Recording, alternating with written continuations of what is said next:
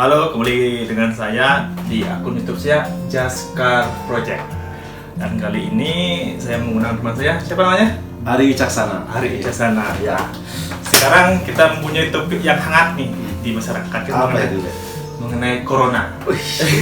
Itu udah booming sekali ya di dunia, masalah corona, masalah perekonomian dan segala macamnya, tentang masalah kesehatan, tentang corona lah gitu. Ada hal yang menarik nih. Apa itu? Ketika saya bilang corona, apa di pikiranmu? Kalau orang-orang mungkin kalau ditanya apa yang terbesit di pikirannya masalah corona, ya itu pasti sebuah bencana yang besar gitu ya. Karena tidak berdampak pada perekonomian, pada sektor industri dan segala macam, tapi itu juga corona berdampak pada psikis manusia. Tekanan diri, banyak juga yang sekarang menjadi parnoan seperti itu. Karena nih deket-deketan nih bahaya sebenarnya. Jaga jarak sebenarnya. Maka dari itu, makanya 1 meter kayak ini. Meter nih kayaknya. Nah itu lah, makanya banyak yang parnoan dan segala macam, itu pun juga menjadi masalah di masyarakat saat ini gitu. Ya, berarti ibaratnya corona ini sebuah penyakit yang begitu bahaya ya. Bahaya sekali deh. Kalau diingat, gimana sih menurut Ari ini? Dan kalau kita melihat media sosial nih, ya, banyak pasien-pasien yang lari gara-gara corona. Gitu kan, banyak pasien yang sudah ditangkap, bukan ditangkap sih, diajak ke rumah sakit berobat, tapi ujung-ujungnya dia lari. Gitu. Apa sih? Menurut Ari gimana sih? Kalau saya banyak itu berita di media sosial, di TV, di surat kabar dan segala macamnya, memang banyak sekali yang mengatakan beberapa pasien itu kabur dari rumah sakit, kabur dari mana, karena mungkin entah itu apapun alasannya. Tapi menurut saya hal yang konyol yang mungkin di pikirannya mereka, karena mereka tuh orang Indonesia. Saya tahu tuh orang Indonesia tuh senang berbagi. Iya, berbagi. Misalnya kalau saya punya penyakit, dia harus juga ikut dong, gitu. Berbagi penyakit. Maka dari itu, mungkin itu yang terbesit dari otaknya mereka ya. Saya orang Indonesia, saya senang berbagi juga. Tapi terlepas dari itu, mungkin ada beberapa faktor yang mendasari. Kenapa sih mereka kabur? Karena mungkin mereka merasa terisolasi dari keluarganya, terisolasi dari dunia luar dan segala macamnya. Mungkin seperti itu ya. Ya. Pernah nggak Ari melihat gini? Soalnya kan beberapa hari di media kan dilihat orang pasien corona ini ibarat kayak gimana ya? Nggak dihargai dia di masyarakat. Ketika seseorang diketahui corona, dia tuh dianggap kayak penjahat gitu. Kadang dia jalan atau keluar bisa dilempar batu. Gitu sih saya lihat di sosial media. Menurut Ari itu cocok nggak pasien corona dibegitukan? Sama seperti contohnya, mungkin masyarakat juga salah memahami tentang HIV/AIDS ya.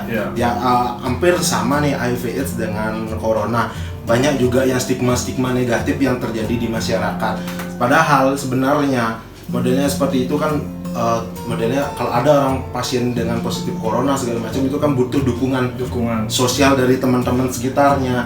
Dan kita pun juga tahu bagaimana caranya menghindari supaya tidak terkena corona. Contohnya jaga jarak lah, mungkin tidak berada di lingkungannya lah. Kan dari WHO pun menganjurkan kita untuk jaga jarak 1-2 meter. Kalau memang tidak mau terkena, ya jangan satu rumah sama mereka, atau bisa di mana kayak gitu diam. Tapi emang ini banyak ada beberapa oknum yang memang sedikit kurang sosialisasi dari masyarakat.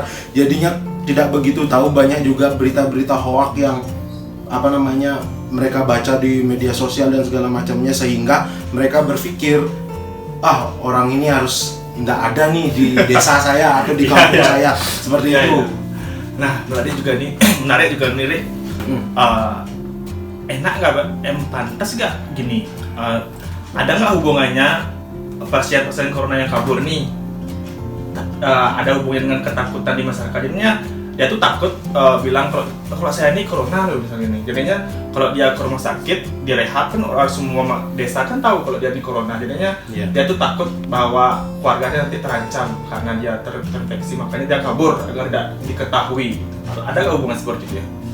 mungkin beberapa yang kabur itu juga balik ke rumahnya deh ya, nggak kabur ke daerah lain deh gitu. Orang dia kabur dari rumah sakit, dia tuh balik ke rumahnya. Beberapa berita saya baca, dia tuh kabur tapi balik ke rumahnya gitu loh, karena memang takut dia jauh dari keluarga, jauh. Tapi karena pemikiran itu sebuah pemikiran kolot ya, saya bilang ya. Kalau dia modelnya punya penyakit corona, terus dia mencoba untuk diisolasi oleh tenaga medis di di rumah sakit, dan dia berpikir ini saya nanti diisolasi lama, saya jauh dari keluarga saya nggak bisa bertemu lagi dengan anak-anak saya. Nah, karena dia nggak melihat juga ke tenaga medis gitu loh. Emang tenaga medis itu berbulan-bulan di rumah sakit, jauh dari anaknya, jauh dari keluarga. Dia cuma mungkin minta diisolasi 14 hari, 2 minggu dan segala macamnya kan. Ya ini tenaga medis modelnya, contoh sekarang udah berbulan-bulan dari 2019 sampai sekarang itu mereka berjibaku untuk melawan atau menyembuhkan pasien-pasien itu. Sudah berapa lama tuh tidak bertemu dengan keluarganya. Sekarang orang yang positif corona itu malah takut, saya 14 hari nanti nggak bisa ketemu keluarga. Ya karena memang dia nggak berpikir melihat tenaga medis yang sudah berjuang. Seperti ini, mereka tuh nggak berpikir seperti ini deh. Lebih baik nggak ketemu 14 hari apa nggak ketemu selamanya. Ya. Tapi kan kita tahu nih corona ini dapat menyebabkan kematian. Karena memang tidak ada penanganan yang lebih lanjut dari tenaga medis. Dia tidak berpikir seperti itu deh. Adakah hubungan ini? Pernah saya baca kan dan pernah saya lihat juga di TV bahwa pasien corona ini kan nggak semuanya terlihat gejala-gejalanya. Apakah ini ada kemungkinan orang-orang yang lari dari rumah sakit ini dia merasa sehat loh? Saya ini sehat nih, kenapa saya dibawa ke rumah sakit? Apakah ada stigma pemikiran seperti itu ya untuk mereka ya? Nah, sebenarnya kalau misalnya seperti itu atas kesadaran diri sendiri aja deh ya, maksudnya. Emang ada beberapa contoh kasus, memang beberapa pasien yang positif corona tidak menimbulkan gejala-gejalanya seperti itu. Sekarang misalnya kalau memang sudah kita contoh simpel yang habis berpergian dari luar kota, setidaknya kita tuh inisiatif lah untuk mengisolasi diri sendiri, merehab diri sendiri di rumah, diam dulu sebentar untuk 14 hari. Kan ini virusnya ini akan muncul setelah 14 hari. Ya, seperti itu. Makanya itu kesadaran dari diri sendiri aja. Kadang-kadang orang Indonesia kan masa bodoh lah, masih meremehkan kalau saya melihat ini jadinya saya enggak kenapa saya masih bisa keluar sama teman-teman berbagi cerita di luar, sedangkan dia enggak tahu bahwasanya dirinya masih ada positif penyakit dan disebarkanlah ke orang lain seperti itu. Berarti gini ya, berarti memang ada sih menurut Ari itu gejala ibarat saya ini sembuh loh. Nggak sepatutnya saya dirawat di rumah sakit, berarti pemikiran ada seperti itu ya? Iya, pasti mungkin ada beberapa orang yang memiliki pemikiran seperti itu. Saya ini sembuh ya? Iya, saya nggak kenapa gitu loh. Saya nggak kenapa saya dirawat. Ini saya kabur. Iya, daripada di sini membosankan kan. Ada orang bilang lebih baik di rumah daripada di tempat lain seperti itu, lebih nyaman di rumah lah gitu loh. Makanya daripada saya di sini orang saya nggak kenapa-kenapa. Sedangkan anjuran dari pemerintah kan kalau misalnya kita keluar dari habis dari luar kota, kita harus memang mengisolasi diri. Iya. Memang lebih baik kalau misalnya saya jiping nih misalnya, semoga nggak terjadi. Menurut saya kalau lebih baik kalau misalnya saya habis keluar dari kota, keluar kota dan segala macam, misalnya atau ada gejala-gejala, lebih baik saya diisolasi oleh dokter, lebih intens lah kalau perawatannya dari mereka. Itu kan kalau kalau kita ngelihat dia diisolasi di rumah, takutnya tanpa ada pengawasan dari dokter itu nanti dia keluar rumah lah karena saking bosannya. Kok lebih baik kan di rumah sakit lebih banyak yang mengawasi seperti itu loh. Itu dengar, berarti kita harus tetap ke rumah sakit ketimbang kita di rumah kabur gitu kan. Tapi entah kenapa mungkin nggak di Indonesia aja mungkin, entah kenapa saya lihat di TV itu, kenapa orang Indonesia masih suka kabur ya? Apakah yang Ari tadi bilang tuh dia tuh suka berbagi penyakit? Orang Indonesia kan gitu. Orang Indonesia tuh senang berbagi orangnya. Sampai hal-hal kecil penyakit gitu pun harus dibagi-bagi gitu loh. Emang agak susah. untuk mana mengubah pola pikir manusia itu ya. Ya, itu udah orang Indonesia tuh. Saya juga orang Indonesia saya soalnya. juga. Makanya dari itu ya ada yang merasa masih masa bodoh lah dengan penyakit ini, masih biarin lah dengan segala macamnya. Tapi menurut saya kalau dari segi pemerintah itu sudah sangat bagus sekali dalam penanganan. Tapi ambil contoh misalnya gini nih, sekarang ada orang yang buang sampah satu orang gitu, dua orang yang bersihin satu orang, terus ada yang buang lagi dua orang, kan percuma aja. Contoh kayak sekarang nih penanganan kasus di Indonesia, sekarang pemerintah nih yang sangat menggebu-gebu untuk memutus rantai penyebaran, tapi beberapa juta orang Indonesia ini ada yang masih tidak peduli lah dengan penyakit, masih sering nongkrong lah dengan teman-temannya. Jadinya hal yang dilakukan oleh pemerintah jadinya sia-sia. Contohnya yang dilakukan sekarang di Jakarta dan sekitarnya, melakukan PSBB, pembatasan sosial berskala besar. Tapi kita bisa ngelihat sekarang data statistik di internet, tapi malah di Jakarta itu masih tetap naik pasien positif corona, padahal sudah diberlakukan PSBB seperti itu. Ya apa sih sebenarnya jadi permasalahan? Nah kalau kita bisa melihat itu pasti karena memang ada beberapa orang oknum-oknum yang masih kurang masa bodoh lah dengan penyakit ini gitu loh. Ya sih. Nah ini menarik juga Rik.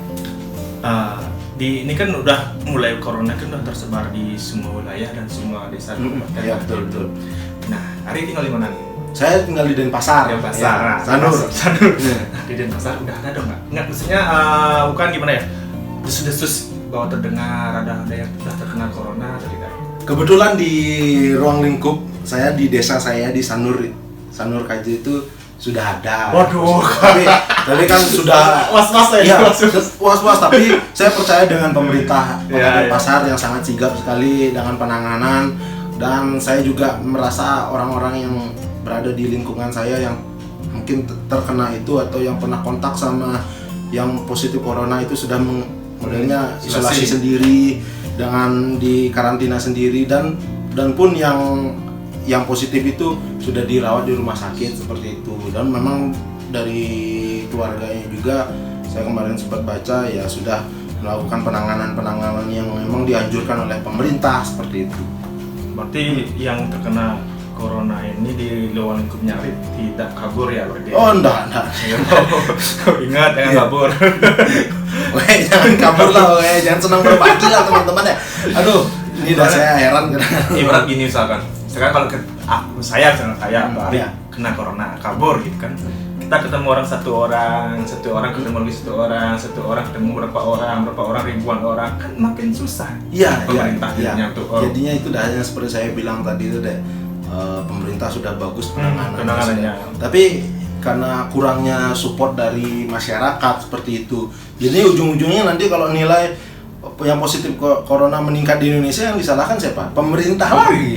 Apa-apa pemerintah, sedangkan kita tidak sadar diri bahwasanya kita sendirilah yang menyebarkan ke orang-orang gitu loh. Karena memang tadi di awal kita sudah bahas ada beberapa kasus ada yang orang positif corona tapi tidak menimbulkan gejala-gejalanya seperti itu. Gini juga dari kemarin kan saya sempat lihat juga di YouTube kan dan di TV lah. Ada baru satu orang yang disuruh, kita kan ke rumah sakit nih, terus ada beberapa ciri-ciri lah gitu. Tapi rumah sakit ini menolak dan orang ini disuruh ke rumah aja gitu, Maksudnya gini loh.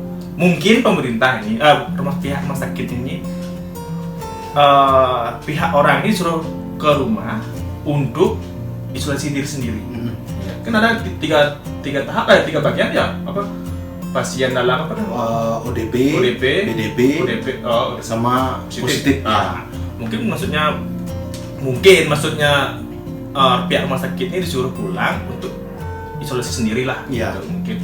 Nah, kenapa ya orang-orang di sini, orang Indonesia tuh ketika dia disuruh isolasi sendiri, kenapa dia keluar? Kok saya nggak dihargai? Kok saya gini? Kenapa dia nggak mau membantu? Nah itu kadang-kadang orang Indonesia ya, kalau sudah emang kalau misalnya kita lihat di sana itu, memang kalau tenaga medis kita kurang cukup banyak untuk mencakup semua orang yang positif corona atau ODP, PDP dan segala macamnya. Maka dari itu ada beberapa kasus memang yang ODP dan PDP untuk isolasi mandiri di rumah, supaya tidak menyebarkan hal-hal yang negatif nanti di ruang lingkup sekitar. Makanya supaya juga tenaga medis itu tidak tidak kewalahan dan contoh seperti itu loh ya. Tapi gini deh, kalau misalkan kita begini, ada pasien yang keluar dari rumah sakit, kan ada beberapa orang juga disuruh isolasi diri sendiri di rumah. Kan kita tidak bisa menyalahkan yang kabur dari rumah sakit, soalnya ada juga orang yang seperti ini dikasih isolasi di rumah. Nah ini kan sekarang tergantung anjuran ya Dek ya. Kemudian kalau emang sudah dianjurkan untuk isolasi di rumah ya silahkan. Kan beda anjuran dari rumah sakit sama kabur dari rumah sakit kan. Modelnya mungkin kabur dari rumah sakit itu mungkin tes labnya belum muncul dan segala macam. Ada beberapa kasus memang kan ada untuk melakukan tesnya itu, untuk mengeluarkan data hasil dari tes itu kan tidak cepat. Mungkin harus menunggu itu dulu, mungkin karena dia bosan di rumah sakit, makanya lebih baik saya kabur dari rumah sakit atau bagaimana mestinya. Karena itu udah seperti kita bahas tadi, kabur dari rumah sakit beda dengan anjuran dari rumah sakit untuk melakukan karantina di rumah aja gitu. Mungkin juga gini juga mungkin pemerintah dan rumah sakit kan udah tahu. Dan kalau ini ya yang misalkan yang disuruh isolasi di rumah misalkan gitu, pihak rumah sakit udah tahu, dokter udah tahu bahwa ini belum sepenuhnya gejala misalkan. Ada orang saya batuk nih, batuk, dia ngiranya corona. Terus ada yang panas, padahal panas itu panas biasa, dia ngiranya corona.